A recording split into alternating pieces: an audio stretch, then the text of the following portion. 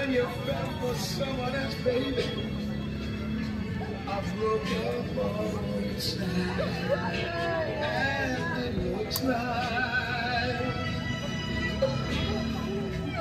I'm never gonna fall in love.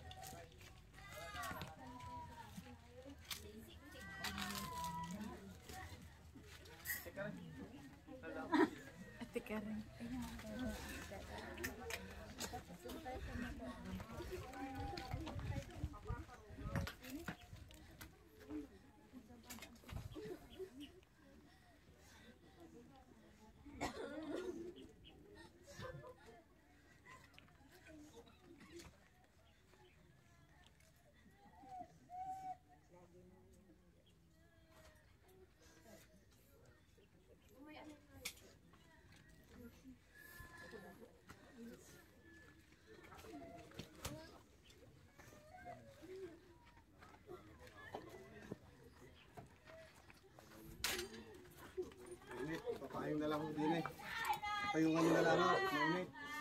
Papayong. Papayong at mainit. Hindi nga sa uluhan. Payungan nyo, mainit. Mainit ha, kalmahin yung loob mo.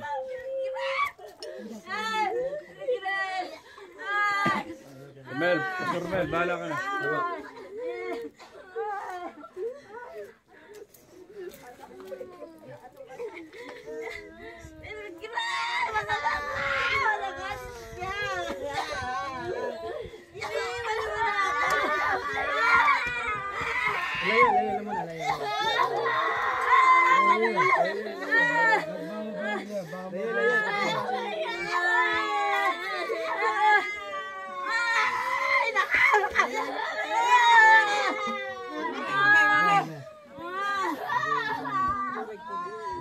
Mamaya tubig.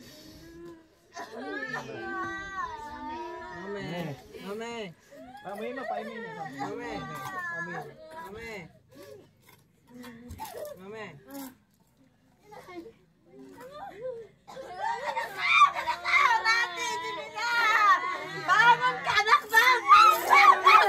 Bangon ka dyan! Nakatagapin dyan! Bangon ka! Bangon! So bago po natin ihatid ang kapatid na pilgrim, ay atin pong babasahin ang salita ng Diyos at ipapanalangin po natin ang naiwan na kapatid na Jane. Ang sabi po ng Bible sa Ecclesiastes chapter 12 and verse number 7, "Then shall the dust return, the earth at its was, and the spirit shall return unto God who give it." Ang sabi po sa Bible, sa alikabok tayo nang galing, sa alikabok rin tayo babalik. Amen po, ang kapatid na pilgrim po ay nasa langit na po, kapiling na po ng Panginoon. Amen po. So, atin pong ipapanalangin ang kapatid na Jane upang siya po ay gabayan ng Panginoon at siya po ay palakasin po. Amen po. So, tayo pong lahat ay manalangin. Ama namin Diyos na nasa langit, Panginoon, marami pong salamat, O Lord, sa 10 araw, Panginoon, na ibinigay niyo po sa pakikinig na inyong salita, O Lord, na ginamit niyo po ang kapatid na pilgrim. Dalangin po namin, Panginoon, na ito po ay manumbalik ang pamilya ng Olivar and Torres, Panginoon. Mangusap po kayo sa puso nila, Panginoon, na kahit po si kapatid na pilgrim ay kami po ay nagagalak dahil alam po namin na siya po ay kapiling niyo na po, Lord. Patuloy niyo po, Panginoon, na palakasin ang kapatid na Jane.